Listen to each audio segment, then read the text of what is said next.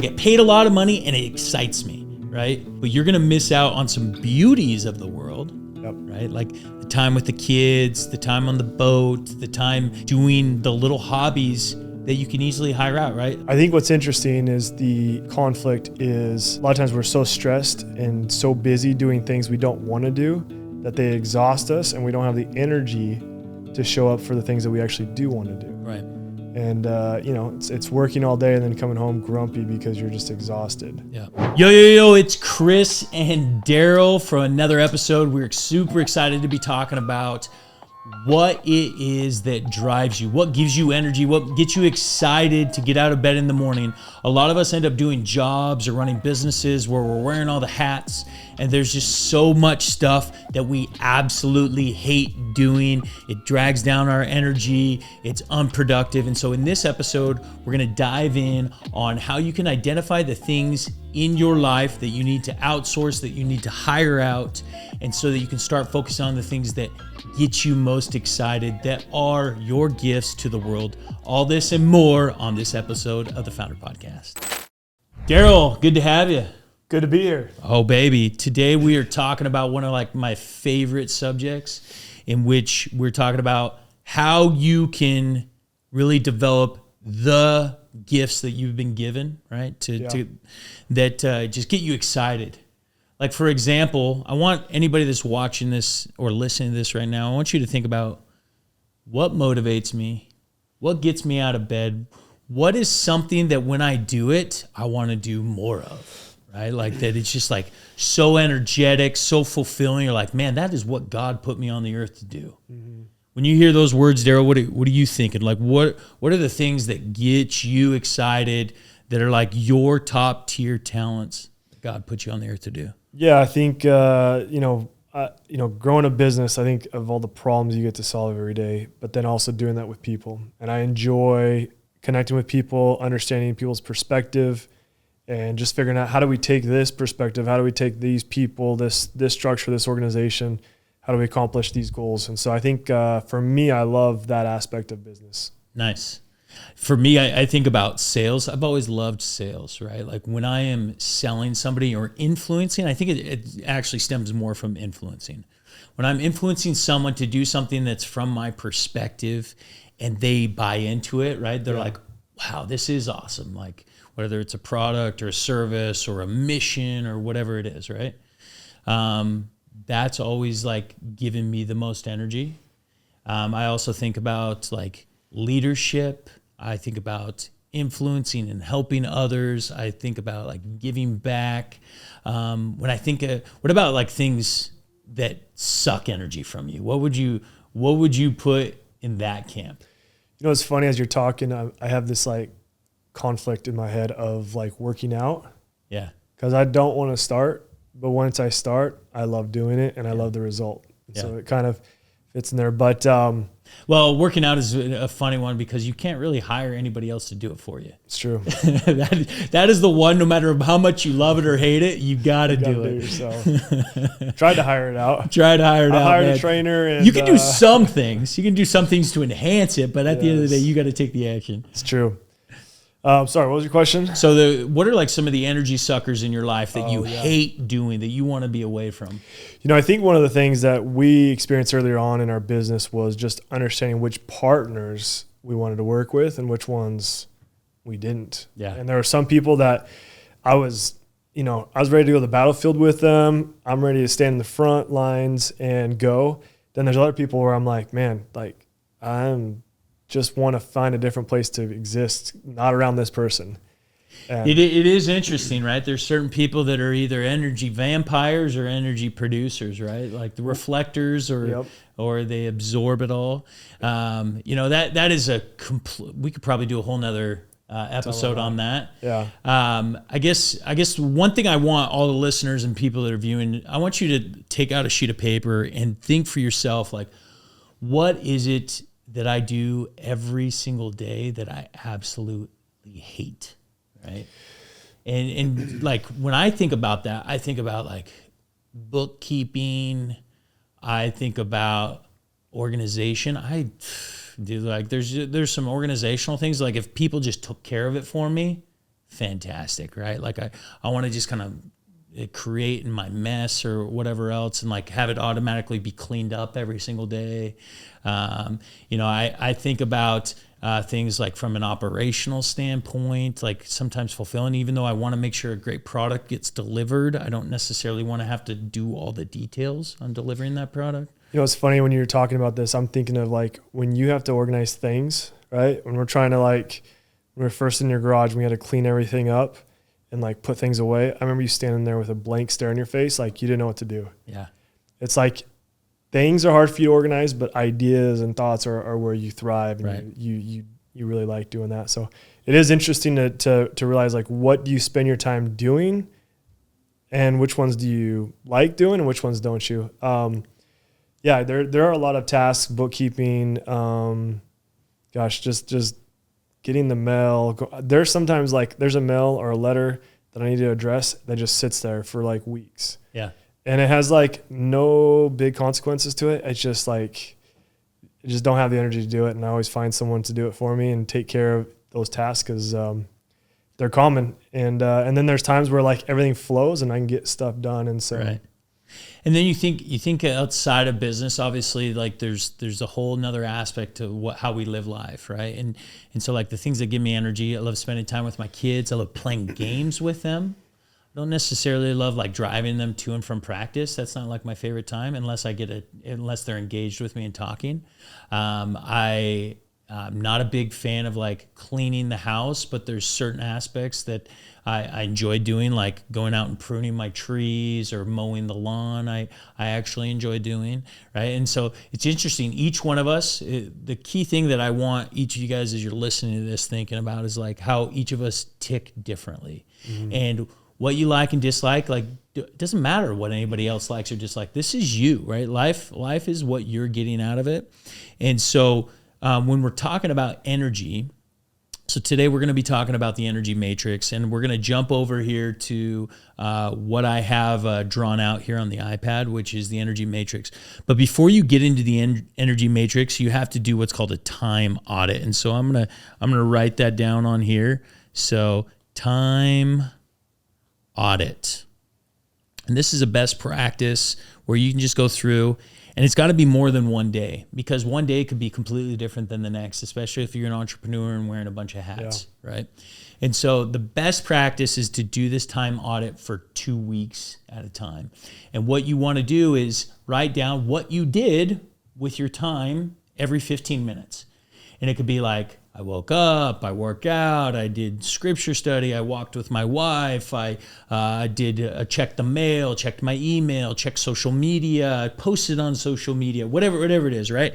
And like just create a time audit in a spreadsheet, and every 15 minutes go back and like try to track it as close as you possibly did, right? Like a lot of times we'll forget what we actually did during a certain time. So like the faster you can check up and just put that into there, the better. And then next to that time audit, once you have done that for 2 weeks, I want you to go through and I want you to assign energy and value to them, okay? And essentially, we've given the way that we identify energy and value. Energy is something that gets us excited, right? Like gives us energy, right? And anything that's low energy is something that sucks it away. You feel terrible after you're done with it. You're like, I never want to do that ever again. I got to take a nap now. I got to take a nap, right? Whatever it is. So those are the differences between high energy and low energy. Now, value isn't your traditional value. In value, we're talking about money, okay? Low value is something that you can hire out, okay? And high value is something that makes you a lot of money, okay? So strictly money. And the best equation that I know for identifying a low value product, so we're gonna put it on here on the iPad, low value equals 1/4 of your wage, okay? So, and the way that you determine your wage, even if you own a business or whatnot, is you wanna take your total income made for the year, okay? Let's call it $200,000. Say you made $200,000 last year. You're going to divide that by 2, and that gives you 100, Okay, now obviously 100,000, but we're going to go 100. Your wage is $100 an hour. Yeah. Okay, and this is because throughout the year, 50 weeks, you're gonna have what is it, 20,000 or 2,000 hours is what it is. So 50 weeks times 40 hours a week is 2,000. Okay, so now if you only made 100 grand last year, your wage would have been $50 an hour. So now you're going to take that final and you're going to divide it by 4. So in the $100 example, you're going to have $25. So anything that's low value is going to be $25 an hour. Okay. So when you're looking at, as you assign this to it, okay, of your energy and value, like, does it give me energy? Does it suck my energy? Okay. Whatever the different thing that you did during that 15-minute block. Okay. And then the other thing is, can I hire it for 25% of my wage? Okay. So in this example, you would say, like, say I checked my email. Okay. Just checking my email. I hate checking my email. I hate like having to delete stuff. I hate having to organize it. I hate having to like go through something that maybe causes me anxiety initially, only to find out it's not even that important of an email. Everything about email, I freaking hate. Right. Yep.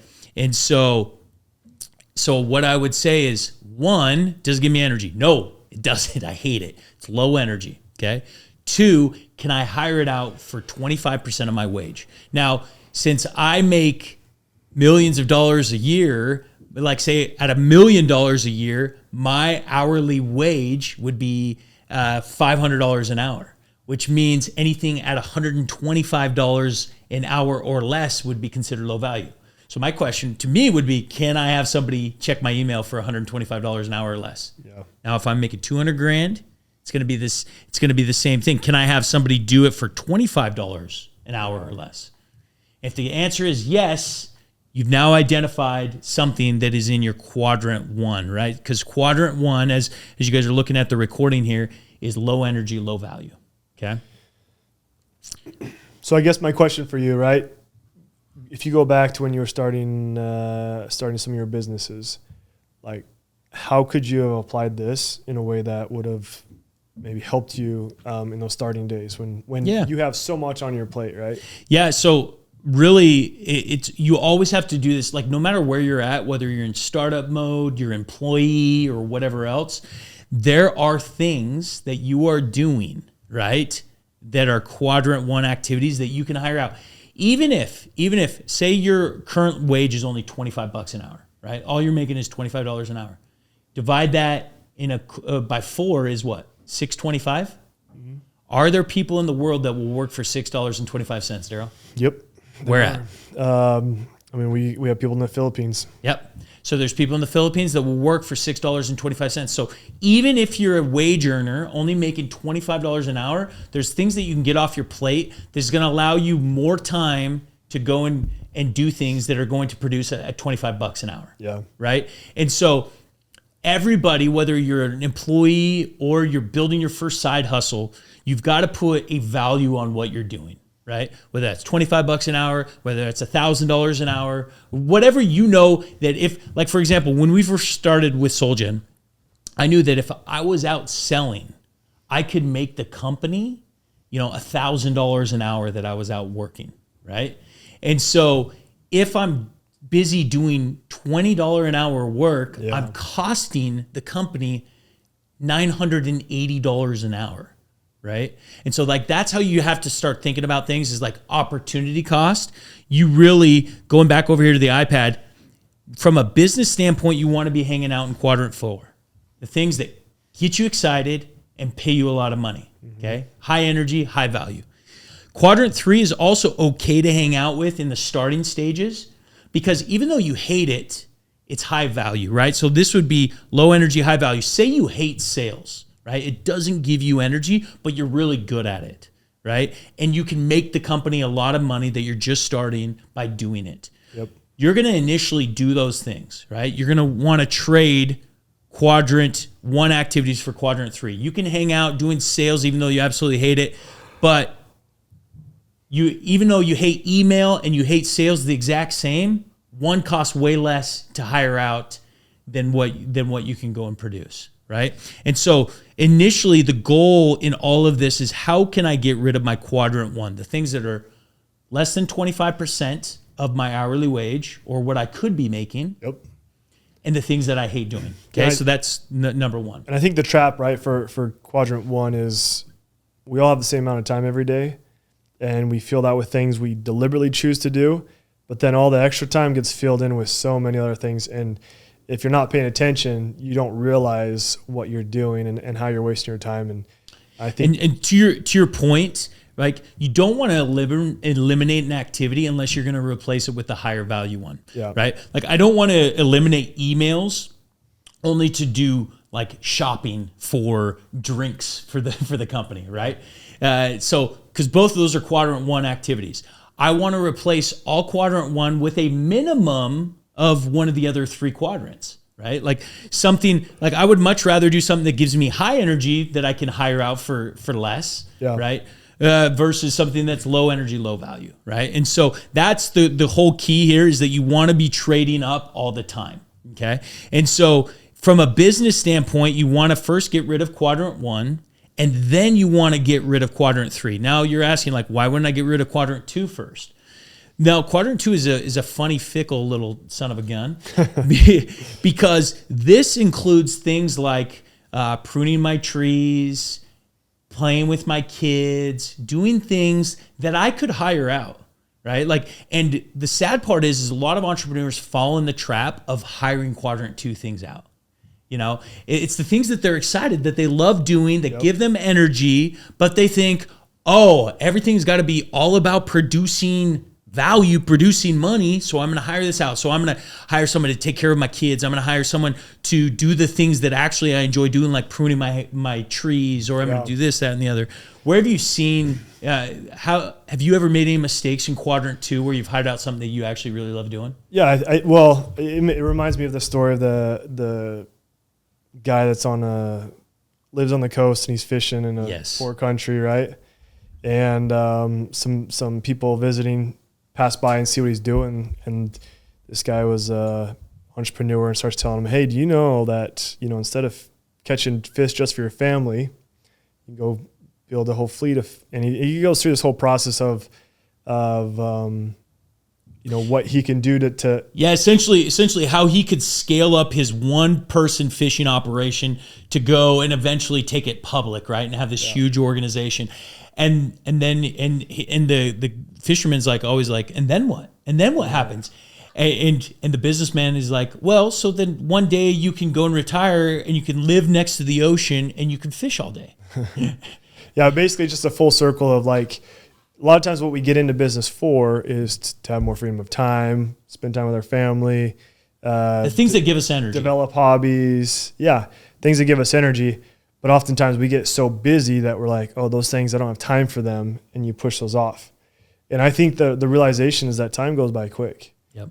I already have a 16-year-old, and that is crazy to me, how quick kids grow. Well, I'm growing the same rate. And so I think that's important to realize is like your life's going to go by whether you use it for the reason you want to or not. Right.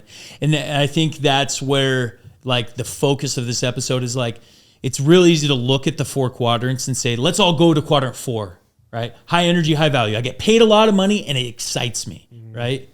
But you're going to miss out on some beauties of the world, right? Like the time with the kids, the time on the boat, the time doing the little hobbies that you can easily hire out, right? Like I love using pruning trees as an example, because pruning trees is one of the probably the lowest wage earner things that you can do on a farm, right? Like when I get my cherries pruned, I need to have it done in a timely manner, and so I hire it out. Right? I just can't. I don't have enough time to be able to do it. But I always prune my walnut trees because I don't have that many trees, but I enjoy doing it. And so, I can go get my cherries pruned for $1,500. They'll prune 9 acres, right? Like, and they'll do it over a few days, and it's just like, dude, the cost of that is nothing compared to the amount of hours that go into it. But when I am out pruning my walnut trees. It like connects me with the earth. It helps me meditate. It's a time to like just think about like the principles of creation and everything else. Like just there's so much that I love about it that if I was missing out on that, right? Like that energy producer in my life would be gone. And frankly, I don't think I would be as good of an entrepreneur.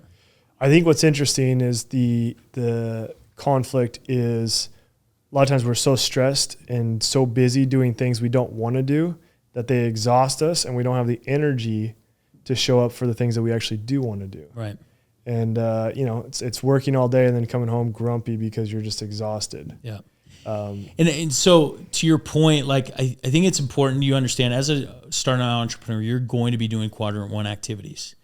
The goal though, is you got to focus every extra additional ounce of energy of getting out of that, right? Like, how do I identify an assistant that can come in and take off quadrant 1 activities? How do I identify a bookkeeper can come and take out quadrant 1 activities? How do I identify a landscaper that can come and take off these quadrant 1 activities that I absolutely hate? Whatever it is, right?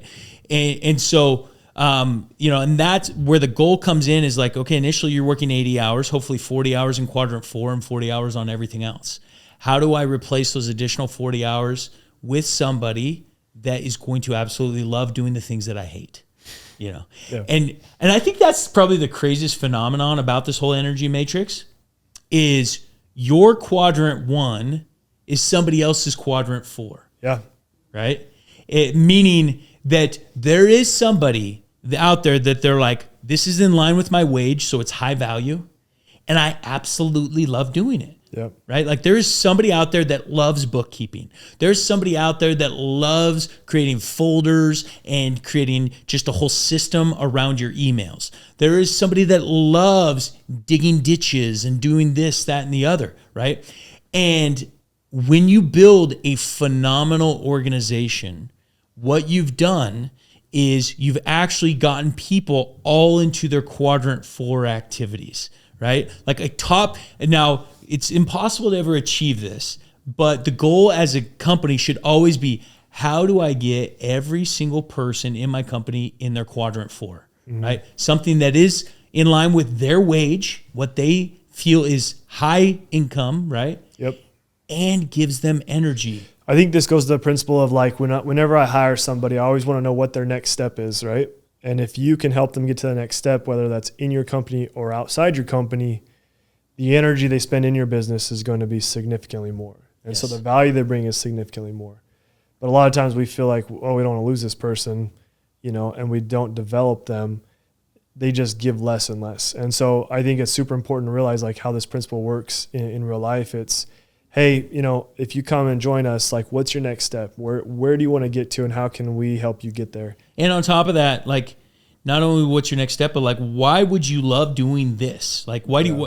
And if they're like, well, it's just a job, and like I'm trying to pay the bills, and I'm willing to sacrifice short term to do that, like that's not necessarily the person that you want, right? You want somebody that's like, yo, I love organizing emails. I love doing bookkeeping. Like this is because dude, the cool thing about human beings, no two is the same. Two of them are the same, right?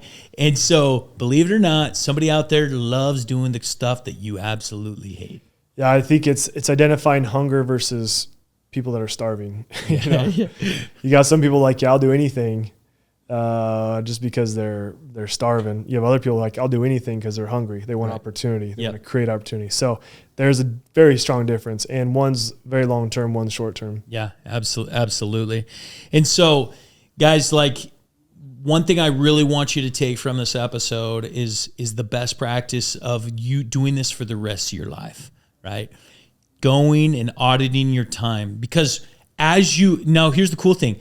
As you replace those quadrant 1 activities from a financial level, your total your hourly wage will increase, right? So if I am making $100 an hour and I get $25 an hour work off my job, if I'm making $100, that means there's certain activities I'm doing that are probably worth $200 or $300 an hour, right? And so if I get $25 an hour stuff off my plate, and go identify the $200 to $300 stuff I can do, all of a sudden that hourly wage is going to continue to creep up, which means that your quadrant 1 will also creep up, right? Once I get it up, my hourly wage up to $200, now my quadrant 1 is $50. Now I can afford to hire out things that much higher qualified people can do until eventually you're making $1 million a year and pretty much everybody falls below your hourly wage. You're $1,000 an hour, that $250, you can hire most things out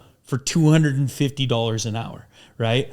Now, once again, you only want to hire it out if it's low energy, right? Because if it's high energy and you love doing it and it produces great value, keep doing that crap. Keep doing the things that you love.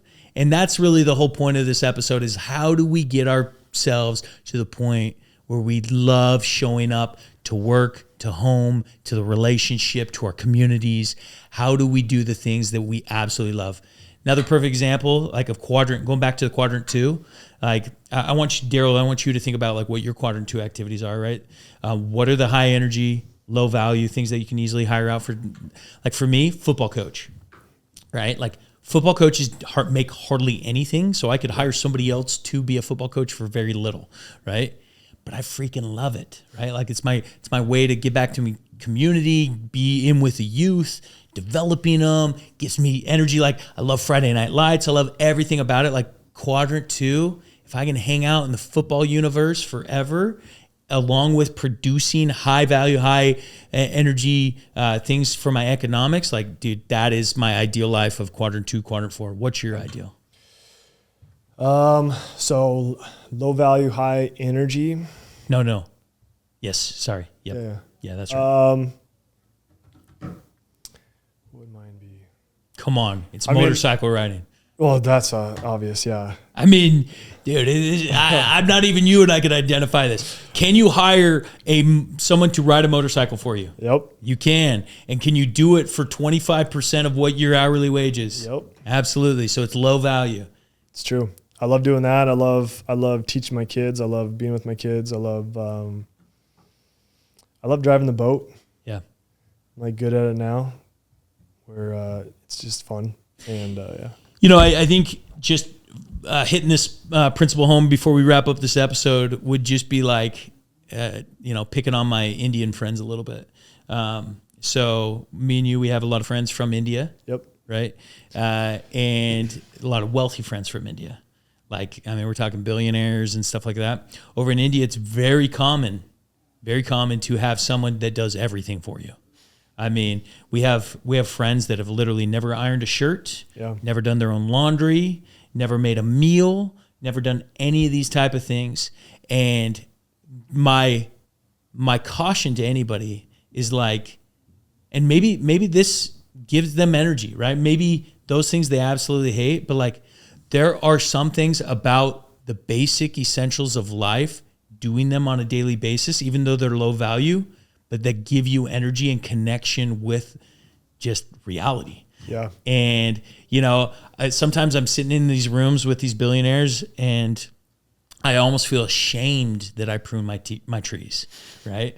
I almost feel ashamed that every once in a while I mow my lawn, or I almost feel ashamed that I even know how to like wash my clothes in a washer and dryer when I'm at Harvard, right? Yeah. But then I'm reminded of this principle of like, no, like this is who I am. Like I don't need somebody else to validate what gives me energy or what connects me with the world. Just because it's a low value activity doesn't mean that it's unfruitful. Yep. What are your thoughts on that? Anytime you see someone with a lot of passion, you love it. And sometimes you see, there's a guy who rides this scooter thing. It's like, looks like a... Yes. You know what I'm talking about? Down on Road 68 with the spikes? Yes. Yes, dude. This guy is all over Tri-Cities. He's all over Tri-Cities and just rides this thing around on the streets, up and down, up and down. Dances. Like he's only like one block up and down. And you can tell. And I don't think he's on drugs. I don't know, but all you can tell is he loves doing it. He loves doing it. And you're like, dude, that guy, you don't ever think negative things about him. At first you're like, what is he doing? But once you see him 3 or 4 times, you're like, dude, this guy loves doing this. And it's cool. It gives you energy just realizing, dude, that guy is living his life. Yeah, living his best life. Yeah. So that's the goal that we would share with you guys today. Ask yourself, how can I hang out more in quadrant 2 and quadrant 4, doing the things that give me the most amount of energy. Until next time.